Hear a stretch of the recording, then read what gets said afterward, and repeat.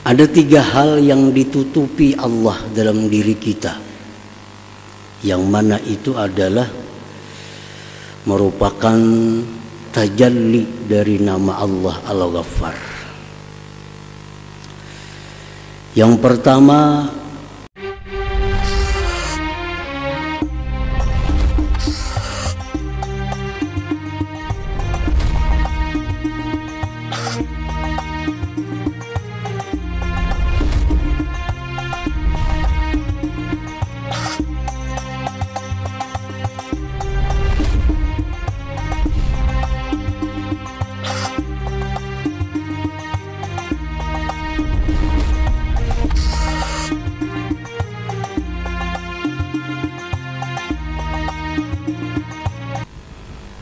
Bismillahirrahmanirrahim.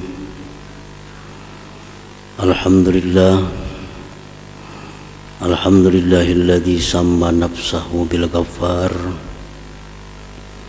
yaghfiru dzunuba ibadihi wal auzar.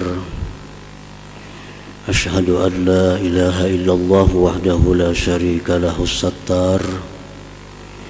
Wa asyhadu anna sayyidana Muhammadan abduhu wa rasuluhu abdalul akhyar. Allahumma salli wa sallim ala nuril anwar sayyidina maulana Muhammadin miftahi babil yasar wa ala alihi wa sahbihi wa zurriyatihi wa atba'ihi al-abrar. Amma ba'd. Al-mukarramun wal muhtaramun ma'asyiral habaib wal ulama, para muhibbin, hadirin, hadirat rahimakumullah. Puji syukur selalu kita haturkan kehadirat Allah Subhanahu wa ta'ala,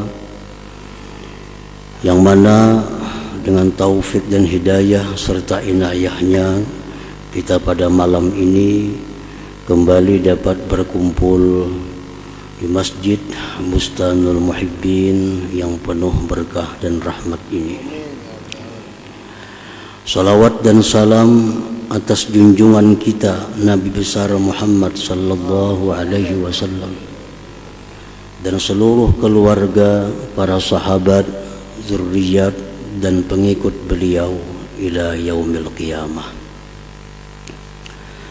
Para muhibbin rahimakumullah, al-khamisah asar min asma'illah al-husna al-ghaffar.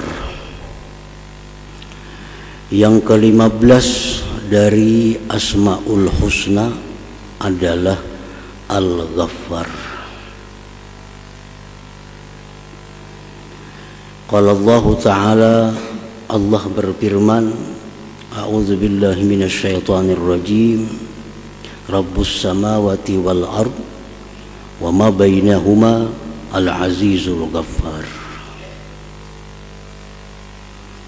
Tuhan langit dan bumi dan antara keduanya, yang maha mulia dan al-ghaffar. Wa qala ta'ala, ala huwal azizul ghaffar. Wa qala ta'ala, astaghfiru rabbakum innahu kana ghaffara. Banyak sekali di dalam Al-Quran Allah menyebut dirinya dengan sebutan nama Al-Ghaffar. Jadi wajib kita percaya bahwa Al-Ghaffar ini salah satu di antara sekian nama-nama Allah Subhanahu wa ta'ala. Qala al-Imam al-Ghazali rahimahullah, al-Ghaffar huwa alladhi azhara al-jamila wa satara al-kabiha wa adh-dhunubu min jumlatil kaba'ih allati sataraha bi isbali sitri 'alayha fid dunya wa at-tajawuzi 'an 'uqubatiha fil akhirah.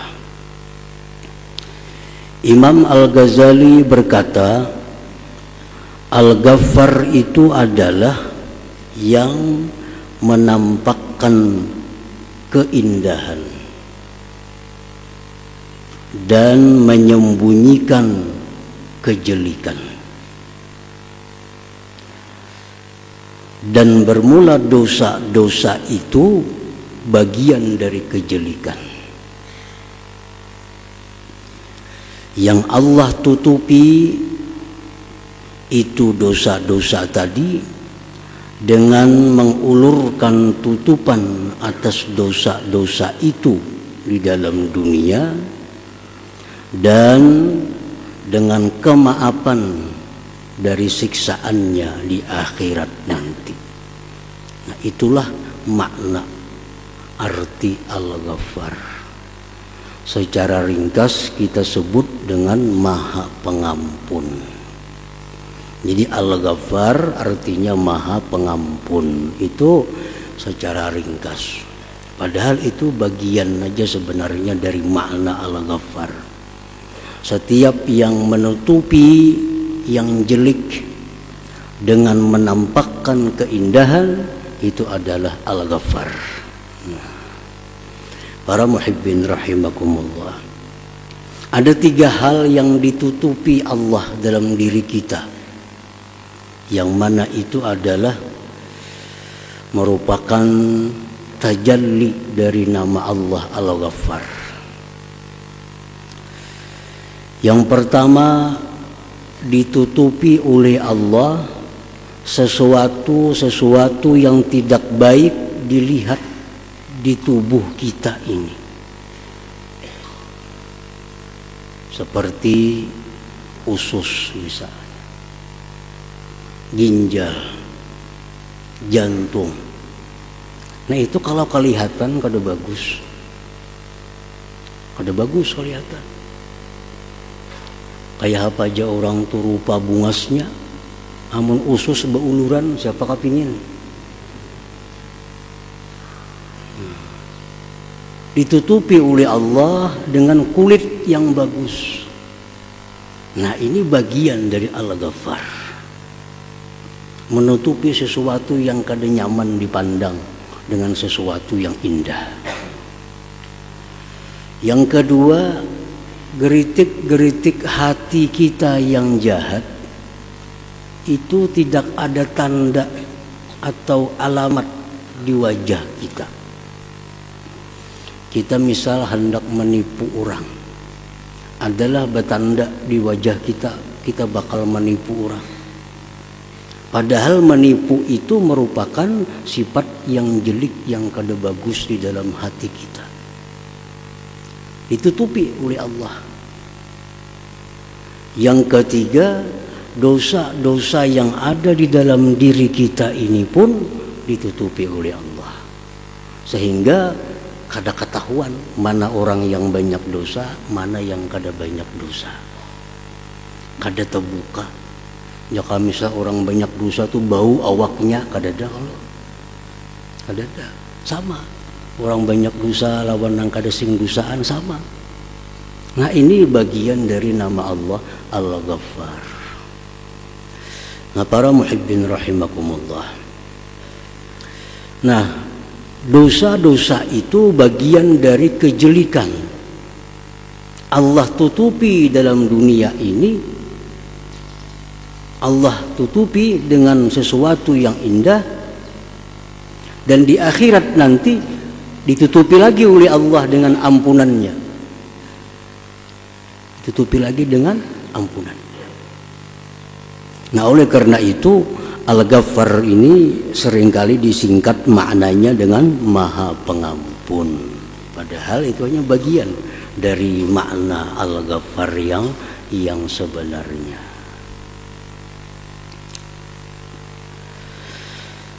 Ada beberapa cara Allah Subhanahu wa ta'ala yang namanya Al-Ghaffar memberikan ampunan kepada kita. Pertama, Allah berikan kita ampunan secara cuma-cuma, tanpa kita minta ampun kepada Allah, kita diampuni. Tanpa kita minta maaf kepada Allah, kita dimaafi.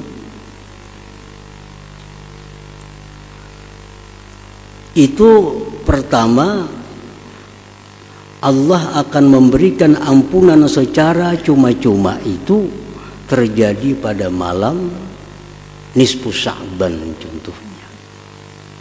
Nah, malam nisfu Sya'ban.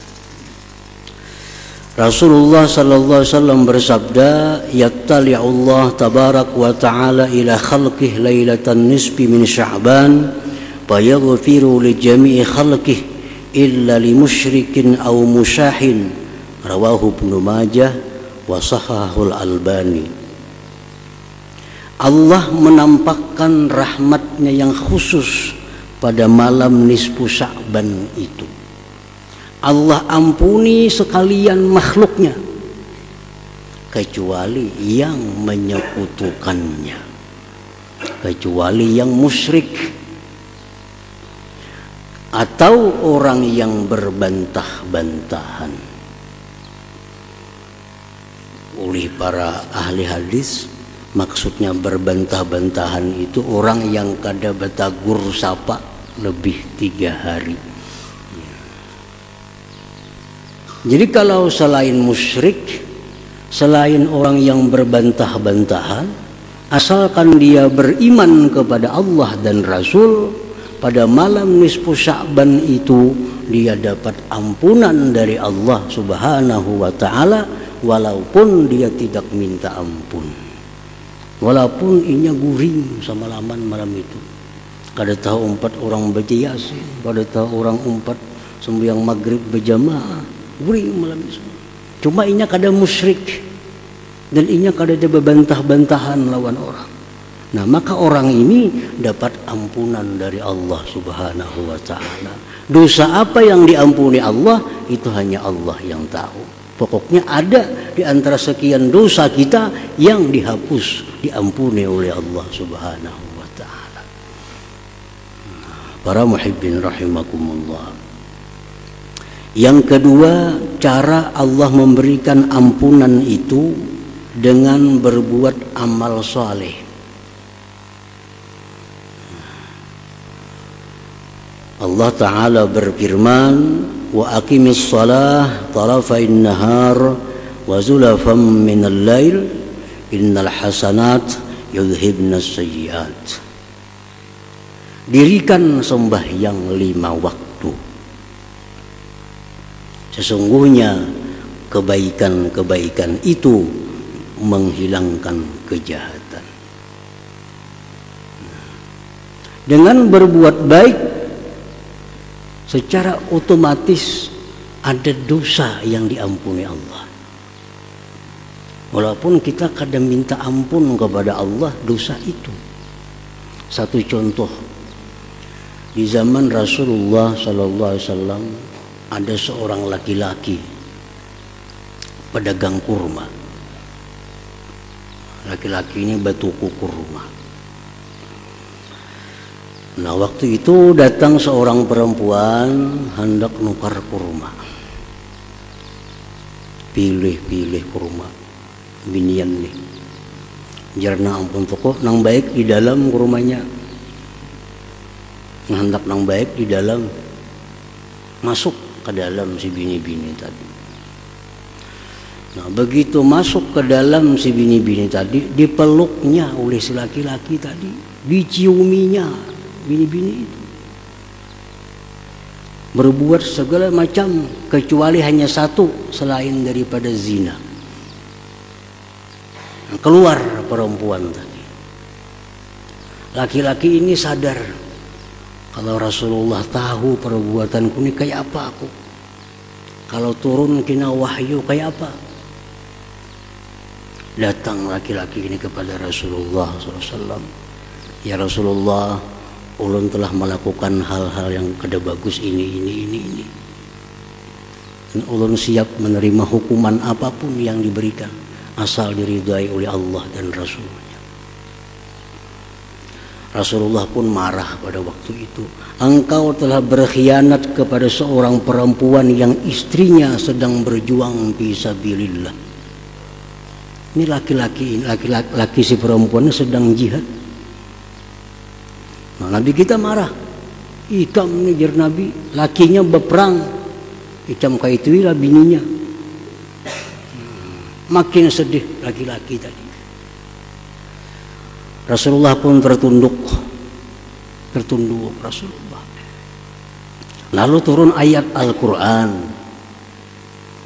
wa aqimis shalah tarafain nahar wa zulafam minal lail innal hasanat yudhibnas sayyi'at. Artinya jar Nabi, ikam sembahyang tadi 5 waktu sembahyang. Nah itulah menghapus dosa-dosa engkau tadi. Nah, jadi dosa seperti itu bisa dihapus dengan sembahyang 5 waktu tanpa perlu taubat kepada Allah Subhanahu wa ta'ala.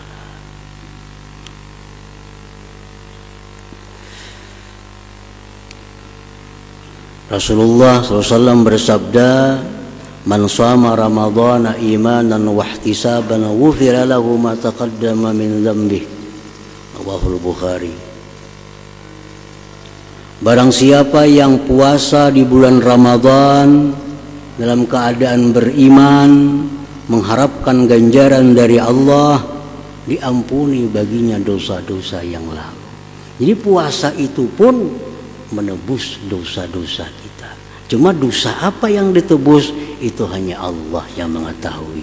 Pokoknya dengan puasa Ramadan banyak dosa yang terhapus dengan sendirinya karena perbuatan baik itu. Para muhibbin rahimakumullah. Nah, jadi itu yang kedua, cara Allah mengampuni dosa kita, Al-Ghaffar ini. Yang ketiga, cara Allah mengampuni dosa hambanya itu dengan taubat yang nasuha. Nah, jadi ini artinya dosa ini kada terampuni dengan malam nisfu Sya'ban. Dosa ini kada terampuni dengan malam Qadar. Dosa ini kada terampuni dengan perbuatan-perbuatan kebaikan. Dosa ini hanya bisa diampuni oleh Allah dengan tobat kepada Allah. Nah, tentu ini dosa-dosa yang dianggap kabair, dosa-dosa yang besar. Apa dosa besar itu contohnya? Seperti berbuat kezaliman kepada sesama. Nah, ini dosa besar. Misalnya kita menggibah orang, menggunjing orang, itu termasuk dosa besar. Ini kada akan hapus dengan sembahyang 5 waktu, kada akan hapus dengan dibawa puasa, kada akan hapus dibawa bersedekah, kada akan hapus dibawa amaliyah Lailatul Qadar, nisfu Sya'ban. Ini hanya terhapus dengan taubat nasuha, dengan taubat yang benar-benar taubat kepada Allah Subhanahu wa ta'ala. Nah, ini kabair, dosa besar. Kalau dosa-dosa besar itu mesti tobat kepada Allah Subhanahu wa ta'ala. Nah, para muhibbin rahimakumullah.